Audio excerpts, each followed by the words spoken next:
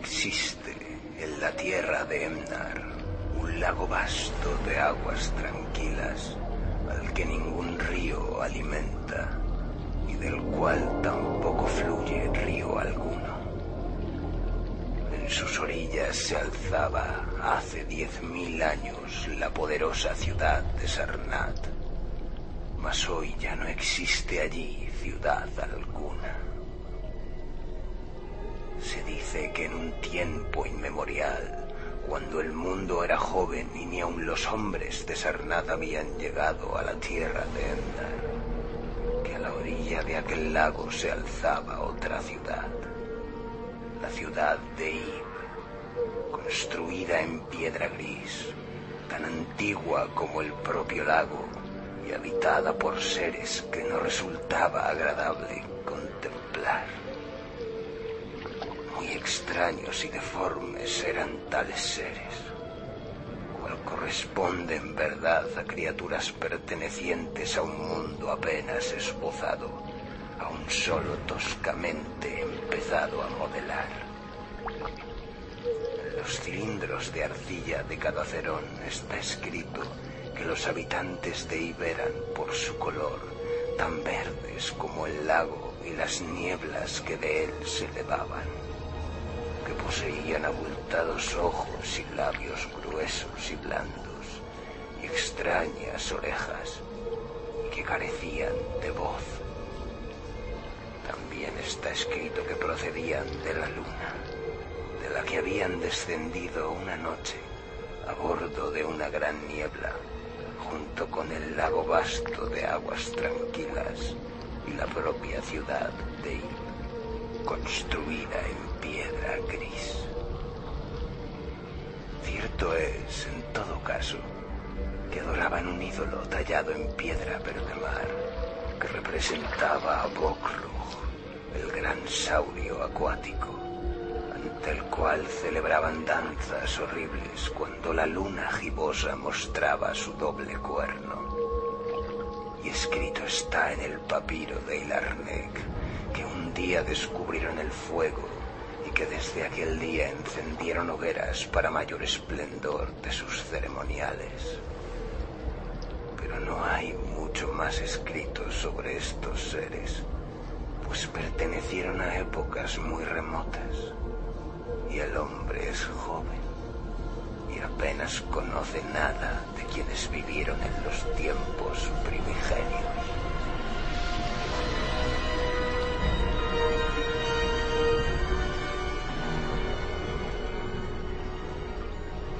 Al cabo de muchos milenios, de eras incontables, llegaron los hombres a la tierra de Emnar. Eran pueblos pastores de tez oscura que llegaron con sus ganados y construyeron Thra, Ilarnec y Cadacerón en las riberas del tortuoso río Hai. Y ciertas tribus, más osadas que las otras, llegaron hasta las orillas del lago y construyeron Sarnath en un lugar donde la tierra estaba preñada de metales preciosos. No lejos de Ib, la ciudad gris, colocaron estas tribus nómadas las primeras piedras de Sarnath, y grande fue su asombro a la vista de los extraños habitantes de Ib. Mas su asombro se mezclaba con el odio, pues a su juicio no era deseable que seres de aspecto semejante convivieran, sobre todo al anochecer, con el mundo de los hombres. Tampoco les agradaban las extrañas figuras esculpidas en los grises monolitos de Ib, pues nadie podía explicar cómo habían pervivido tales esculturas hasta la aparición del hombre,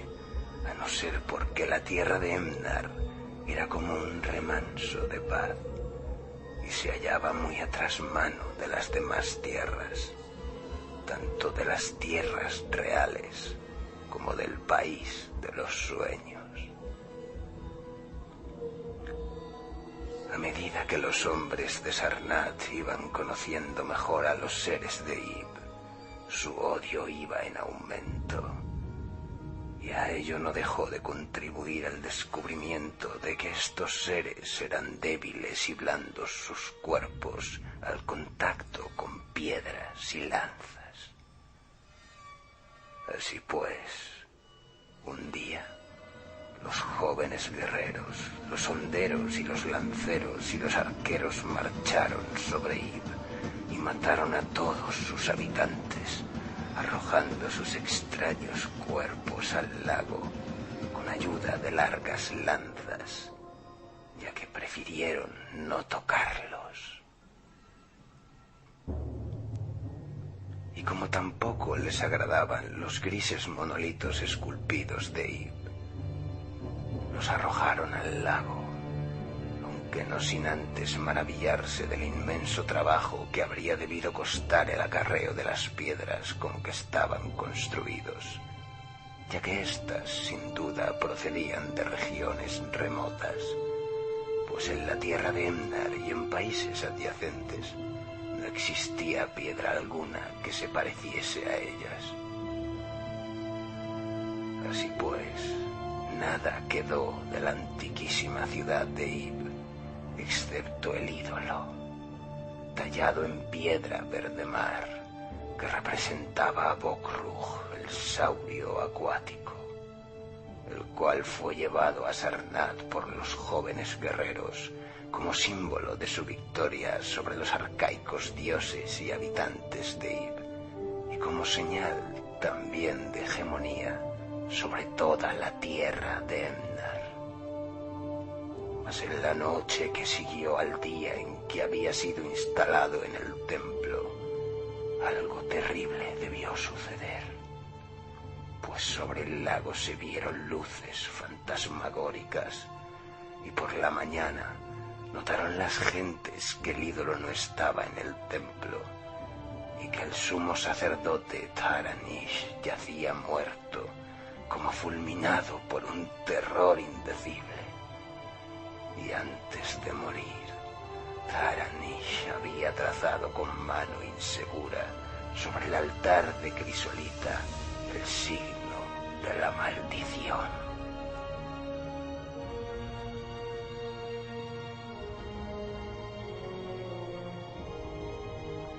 Después de Taranish, se sucedieron en Sarnath muchos sumos sacerdotes,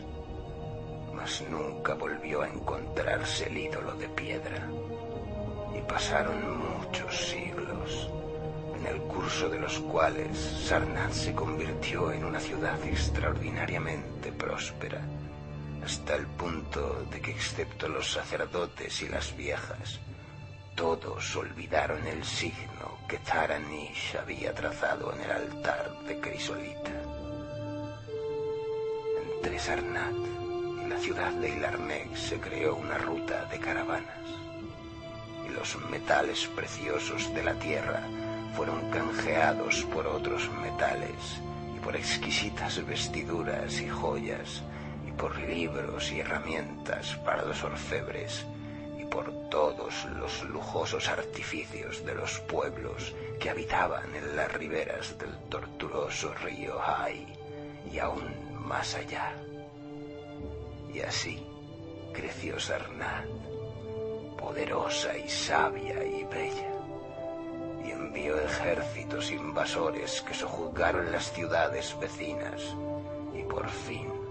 en el trono de Sarnath se sentaron reyes que gobernaban toda la tierra de Emnar y muchos países adyacentes. Maravilla del mundo y orgullo de la humanidad era Sarnath, la magnífica. Sus murallas eran de mármol pulido de las canteras del desierto, y su altura era de 300 codos,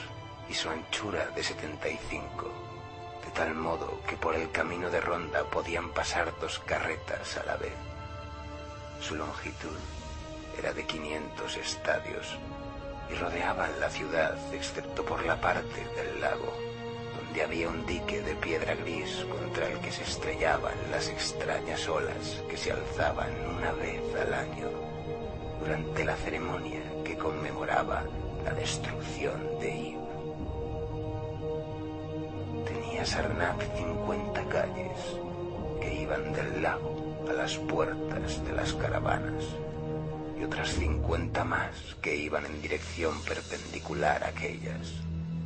De ónice estaban pavimentadas todas, excepto las que eran vía de paso para caballos, camellos y elefantes, estando éstas empedradas con losas de granito. Y las puertas de Sarnath eran tantas como calles llegaban a sus murallas, y todas eran de bronce y estaban flanqueadas por estatuas de leones y elefantes esculpidos en una piedra que hoy desconocen ya los hombres.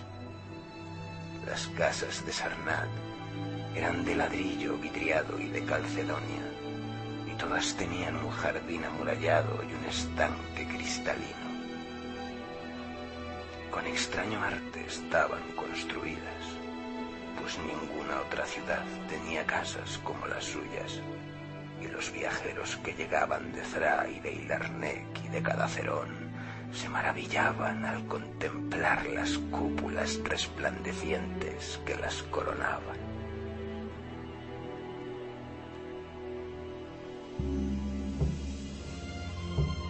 Pero aún más maravillosos eran los palacios y los templos y los jardines construidos por Zocar, rey de tiempos remotos. Había muchos palacios, el último de los cuales era más grande que cualquiera de los de Thra, Ilarnec o Cadacerón.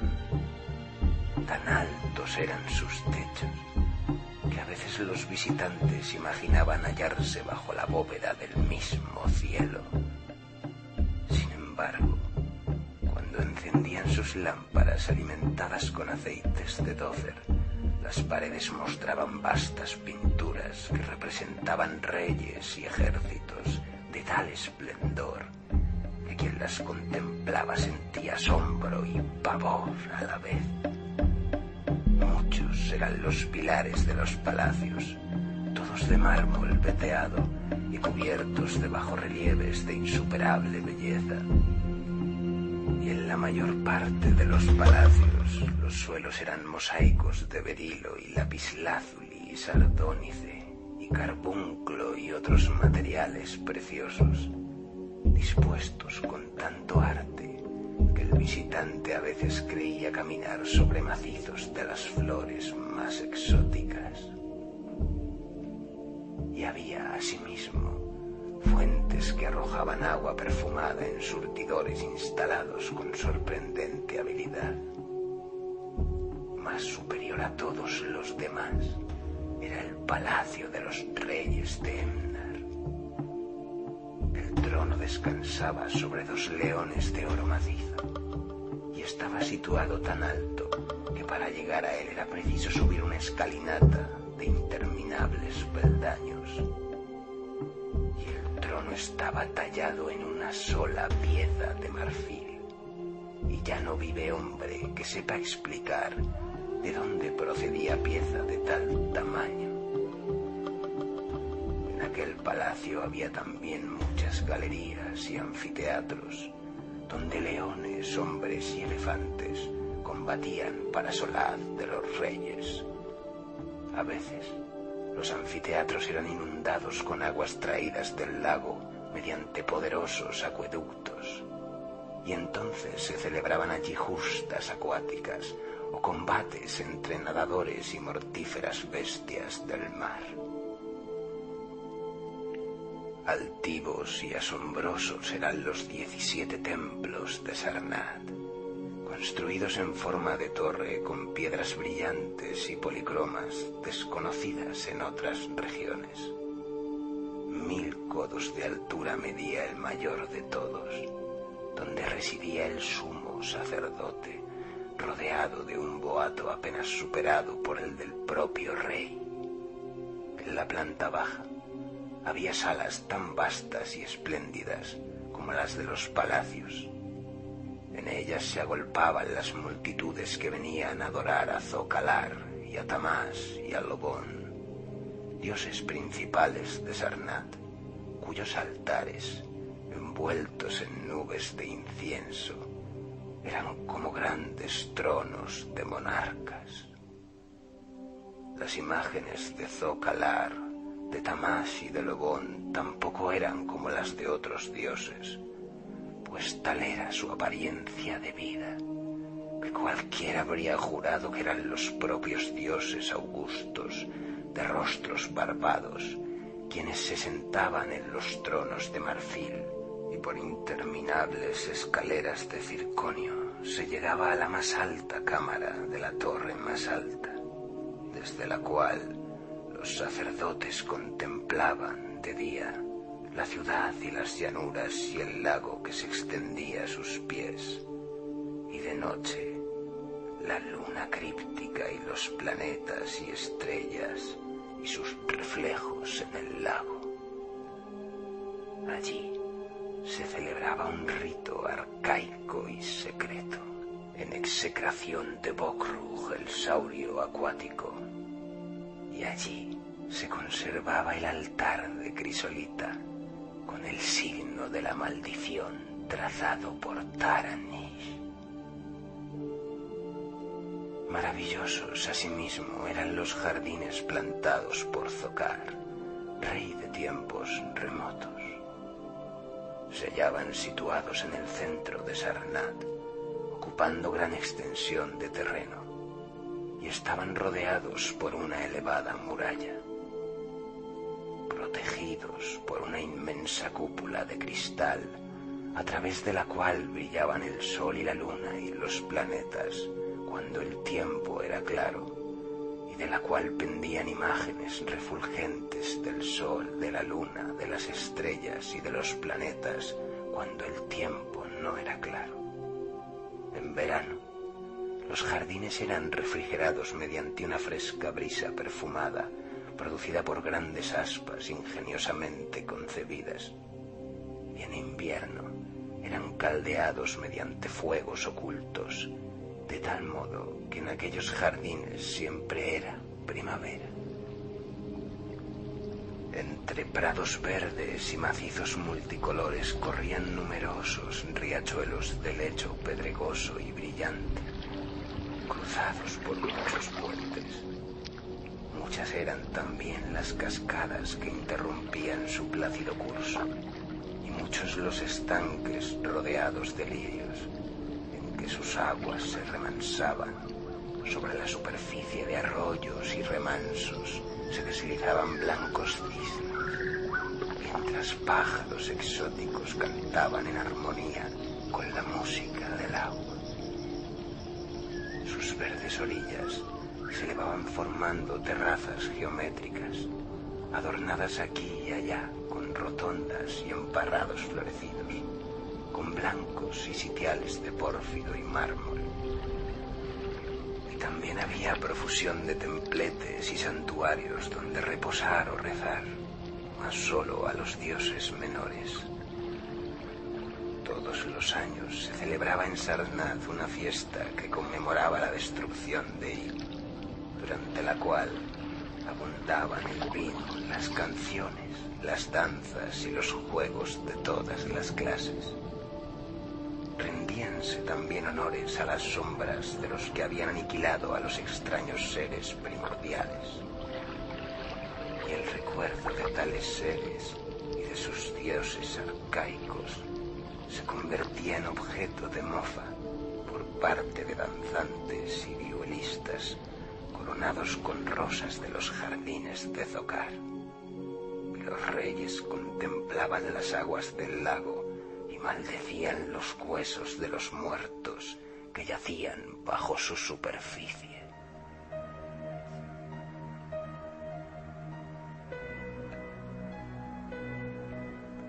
Grandiosa, más allá de todo cuanto pueda imaginarse,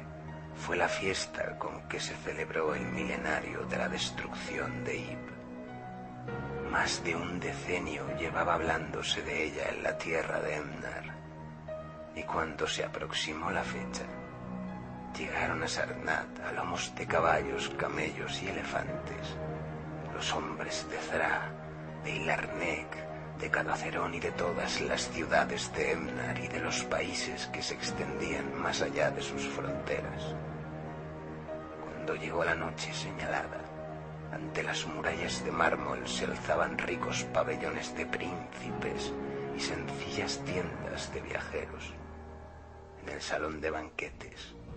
Nargis-Hei, el monarca, se embriagaba, reclinado, con vinos antiguos procedentes del saqueo de las bodegas de Penoth, y a su alrededor comían y bebían los nobles y afanábanse los esclavos. En aquel banquete se habían consumido manjares raros y delicados, pavos reales de las lejanas colinas de Implan, talones de camello del desierto de Benath, nueces y especias de Sidadria y perlas de Emtal disueltas en vinagre de Zrak. De salsas hubo número incontable, preparadas por los más sutiles cocineros de todo Emnar y gratas al paladar de los invitados más exigentes. Mas de todas las viandas, eran las más preciadas los grandes peces del lago, de gran tamaño todos, que se servían en bandejas de oro incrustadas con rubíes y diamantes. Mientras en el palacio el rey y los nobles celebraban el banquete y contemplaban con impaciencia la vianda principal que aún les aguardaba, aunque servida ya en bandejas de oro. Otros comían y festejaban en el exterior, en la torre del gran templo. Los sacerdotes celebraban la fiesta con algazara, y en los pabellones plantados fuera del recinto amurallado de la ciudad reían y cantaban los príncipes de las tierras vecinas. Y fue el sumo sacerdote Gnai-Ka el primero en observar las sombras que descendían al lago desde el doble cuerno de la luna gibosa y las infames nieblas verdes que a su encuentro se alzaban del lago, envolviendo en brumas siniestras torres y cúpulas de Sarnath, cuyo destino ya había sido señalado. Luego, los que se hallaban en las torres y fuera del recinto amurallado contemplaron extrañas luces en las aguas y vieron que Acurión, la gran roca gris que se alzaba en la orilla a gran altura sobre ellas, se hallaba ahora casi sumergida, y el miedo cundió rápido aunque vago, de tal modo que los príncipes de Ilarnec y de la lejana Rocol desmontaron y plegaron sus pabellones y partieron veloces, aunque apenas sin saber por qué. Luego, próxima ya la medianoche, abriéronse de golpe todas las puertas de bronce de Sarnath, y por ellas salió una multitud enloquecida que se extendió como una ola negra por la llanura, de tal modo que todos los visitantes, príncipes o viajeros, huyeron empavorecidos, pues en los rostros de esta multitud se leía la locura nacida de un horror insoportable, y sus lenguas articulaban palabras tan atroces que ninguno de los que las escuchaban se detuvo a comprobar si eran verdad. Algunos hombres, de mirada alucinada por el pánico, gritaban a los cuatro vientos lo que habían visto a través de los ventanales del salón de banquetes, donde, según se decía, ya no se hallaban Nargis-Hei ni sus nobles ni sus esclavos, sino una horda de indescriptibles criaturas verdes, de ojos protuberantes, labios flácidos y extrañas orejas, y carentes de voz. Y estos seres danzaban con horribles contorsiones, portando en sus zarpas bandejas de oro y pedrería, de las que se elevaban llamas de un fuego desconocido. Y en su huida de la ciudad maldita de Sarnath a lomos de caballos, camellos y elefantes, Los príncipes y los viajeros volvieron la mirada hacia atrás y vieron que el lago continuaba engendrando nieblas y que Acurión, la gran roca gris, estaba ya casi sumergida. A través de toda la tierra de Emnar y países adyacentes se extendieron los relatos de los que habían logrado huir de Sarnath, y las caravanas nunca más volvieron a poner rumbo a la ciudad maldita, ni codiciaron ya sus metales preciosos. Mucho tiempo transcurrió antes de que viajero alguno se encaminase a ella, y aún entonces solo se atrevieron a ir los jóvenes valerosos y aventureros, de cabellos rubios y ojos azules, que ningún parentesco tenían con los pueblos de Emnar. Cierto que estos hombres llegaron al lago impulsados por el deseo de contemplar Sarnath, mas aunque vieron el lago vasto de aguas tranquilas y la gran roca Acurión que se elevaba en la orilla a gran altura sobre ellas, no les fue dado contemplar la maravilla del mundo y orgullo de la humanidad. Donde antaño se habían levantado murallas de 300 codos y torres aún más altas, ahora tan solo se extendían riberas pantanosas, y donde antaño habían vivido 50 millones de hombres, ahora tan solo se arrastraba el abominable reptil de agua. No quedaban ni aun las minas de metales preciosos. La maldición había caído sobre Sarnath, mas semienterrado entre los juncos percibieron un curioso ídolo de piedra verde mar, un ídolo antiquísimo que representaba a Bokrug, el gran saurio acuático. Este ídolo, transportado más adelante al gran templo de Ilarnec, fue adorado desde entonces en toda la tierra de Emnar, siempre que el doble cuerno de la luna gibosa se alzaba en el cielo nocturno.